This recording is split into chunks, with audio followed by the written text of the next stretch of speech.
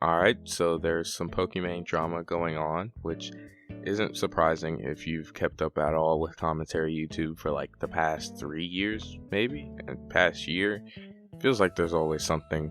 She's really clippable, but besides that, as you all know, Kick has been really performing well. They've been giving out NBA contracts to some of their biggest streamers. It's really insane how much money a lot of these people are making.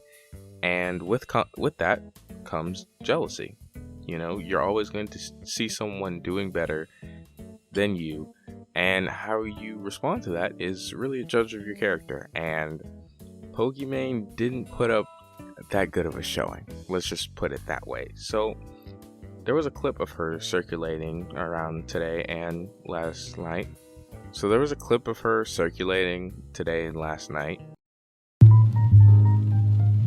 Nope. No, and it's not because I got like $10 million. It's just because I'm good as I am. Why would I compromise my morals and ethics for more money when I have money? Something about that is so cringe to me personally. Like, I understand, you know, if you need to make money, right? For me to do cringe shit when I have I can't. Like, ew. Can someone put this into words better than I can?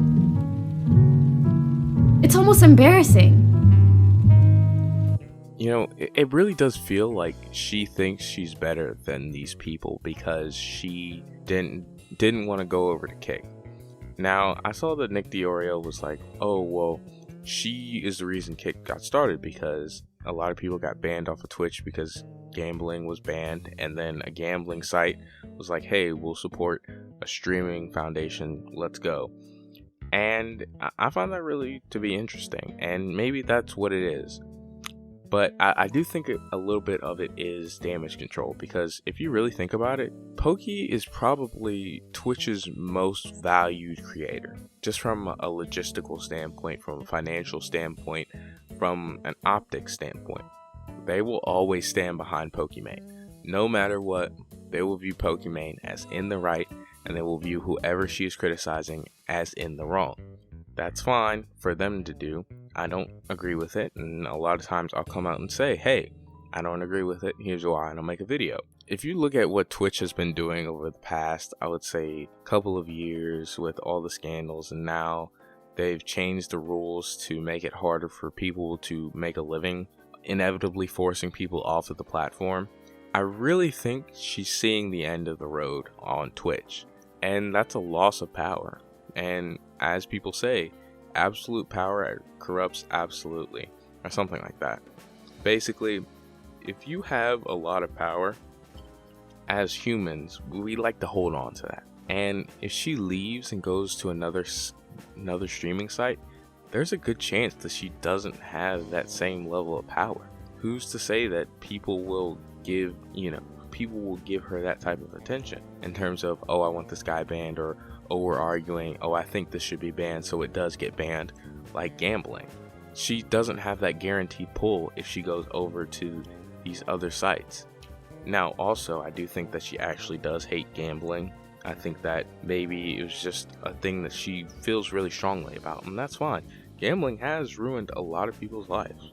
So I'm not going to sit here and act like, oh, what would you know about gambling? Just stay out of other people's business. I can understand why she would be anti-gambling, but to sit there and act like other people are bad because they went over and got more money is crazy. Knowing good and well, you're a millionaire, okay?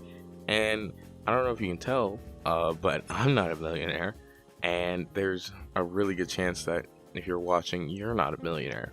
And I think we could both agree that if we had the shot to be a millionaire, as long as it wasn't like killing puppies or something, truly heinous, there's a good chance we would take that opportunity.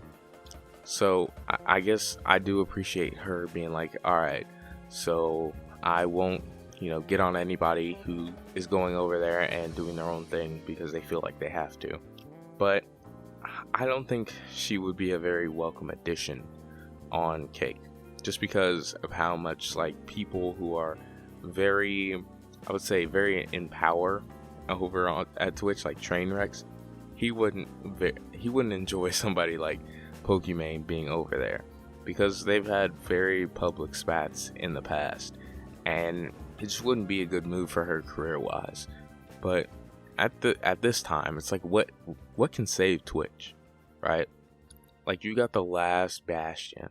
It's like her and Hassan trying to chug along, trying so hard, and it's just not gonna work. At the end of the day, I think Twitch is doomed, and I think Poki's starting to realize that, and she's getting defensive because, you know, the absolute power she had over a major streaming service is disappearing right in front of her eyes.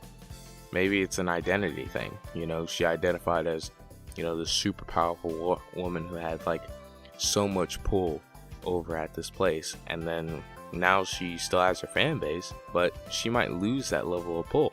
So it's interesting to see, you know, just her reaction to that, because I do think, I'm not gonna sit here and act like, you know, I don't understand why it's happening, but I think she could handle it a lot better.